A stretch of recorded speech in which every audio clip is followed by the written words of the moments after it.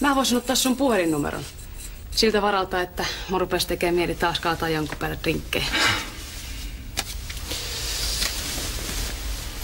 Ai sä asut Töölössä? Asuin.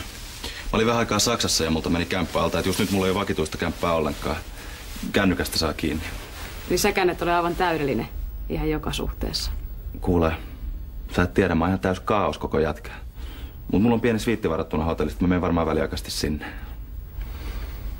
Ellet sä halua jäädä tänne syömään? Mulla on nimittäin hirveä nälkä. Mulla on aina kankkusessa. Kuin myös. Ihan hyviä mä voisin jäädä. Mikä sun nimi muuten on? Jenni. Okei, yhdellä erolla Jenni. Mä tarjoan sulle sitten joskus kunnon illallisen. Okei. Tulipa kummallinen olo, kun ovella tuli vastaan 2 miestä ja kantoi ruumista paareilla. Se oli rouva Puustinen. Me nähtiin se kuolleena. Sen kädet oli ihan sinistisiä kuin matoja. Hei. Hei, sä oot varmaan Hanna. Mä oon Aleksi. Joo, hei, mä oon kuullut susta. Niin, mäkin susta. Harmi, että ei ole nähty aikaisemmin, mutta mä olin... Intissä mä tiedän. Mitä Silja? Tervetuloa kotiin, Iska. Sulla on varmaan hirveä jono niin pitkä reissu jälkeen. Mä annan sulle juomista. Kiitti.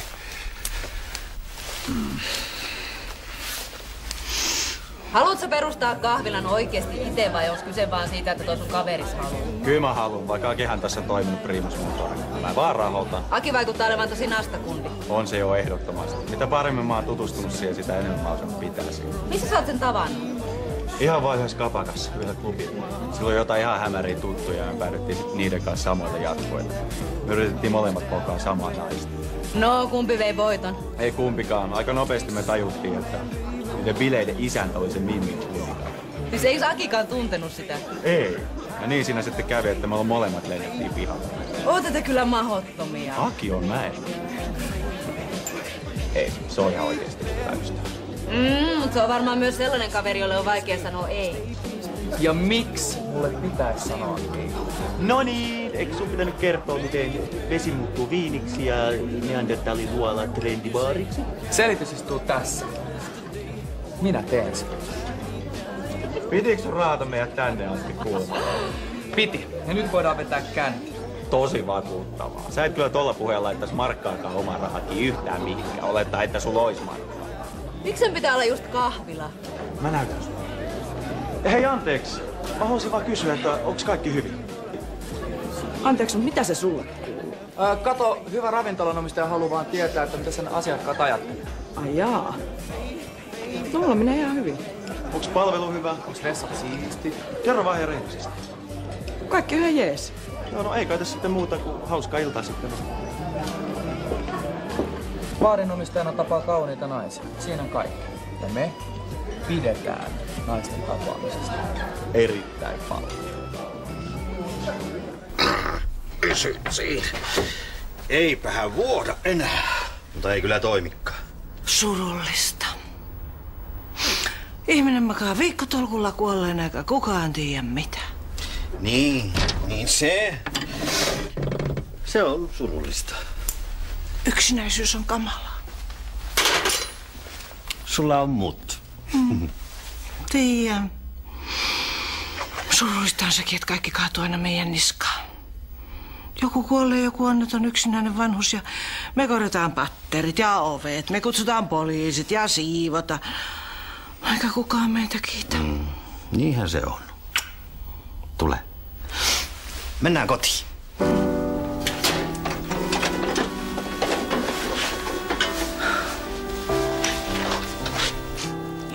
Kato, nyt tulee paras.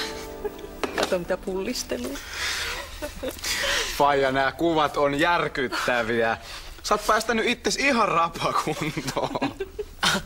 Tsiigaat tätä. Hirveet Michelinit vyötäröillä. Poika, se on lihasta väärässä paikassa.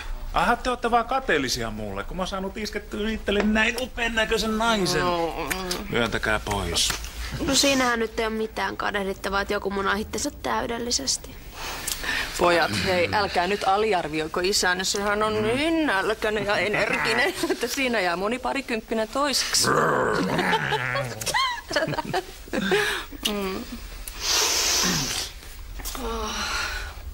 Hei, toi juusto muuten näyttää precis samalta kuin sen kuolleen naisen iho oli. Se on ihan törkeä, kaikki poliistikin yrjösi ihan hulluna. Anna olla. Voi anteeksi, ei ollut tarkoitus pilata fiilistä. Pitäisikö mun puhua sen kanssa? Ei. Kyllä se siitä rauhoittuu aikana. Okay. Lasku.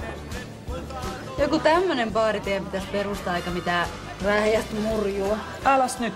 Sädi sainaat ja mä toteutan. Yhdessä me saatais Sikalastakin vaikka palatsia aikaiseksi. Sä oot ammattilainen, sulla on visioita ja ideoita. Tajuutko, miten paljon sitä duunia tulisi loppujen lopuksi olemaan? 562 ja 30. Missä mun lompakko? Joo. Münchenistä tein varauksen, pitäisi olla sviitti. Ai mitä? Ootteko te tosissanne? No voitteko te... Aha, selvä. Kiitos. Mitä nyt? Ne on antanut mun huoneen pois, kun mä en tullut eilen. Siellä on joku iso kongressi ja koko paikka ihan turvoksissa. Voi. Kuule, kiitti tosi paljon, mutta mun pitää nyt tosiaan ruveta etsiä itselleni hotellihuonetta täksi yöksi. Sä voit jäädä meille yöksi, jos sä haluut. En mä halua olla vaivaksi. Ja entäs sun siskos? Se on sen mielestä ihan okei. Meillä on täällä melkein koko ajan jotain vieraat tossa ylimääräisessä huoneessa. Oot vaikka muutaman päivän, kunnes saat kämpän hoidettua. Kyllä meille sopii.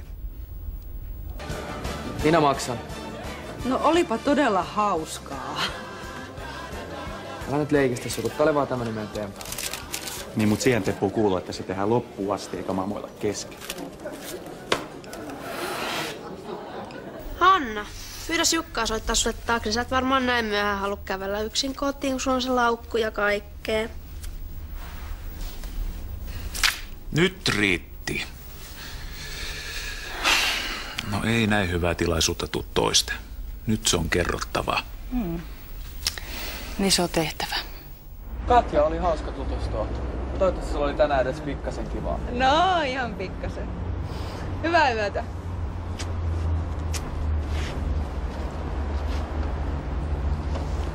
Sähän melkein syö sun kädestä. Mitä sä et tehdä sillä? Tarvitaan joku suunnittelemaan kahvilan sisustus. Musta tuntuu, että Katja tekisi sen melkein ilmaiseksi. En mä tiedä.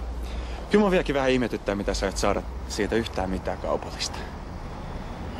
Mut kai sitten tiedät, mitä sä teet. Tarkoittaako toi sitä, että sä lähdet mukaan diiliin? Kai sitä sitten tarvitsee. Perhana jätkä, sä oot hyvä tyyppi. Tätä sä et tuu katumaan. Moi. Moi. Ai moi. Mitä helvettiä toi tekee täällä vieläkin? Sen hotelli No oli. saman tekevää, selitä aamulla. Juhari. Onks kaikki hyvin? Tietysti.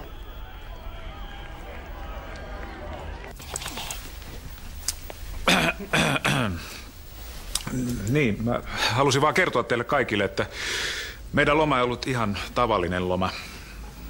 Me nimittäin mentiin sen aikana naimisiin. Onneksi olkoon. Onneksi olkoon. Kiitos. Joten Hanna muuttaa nyt meille.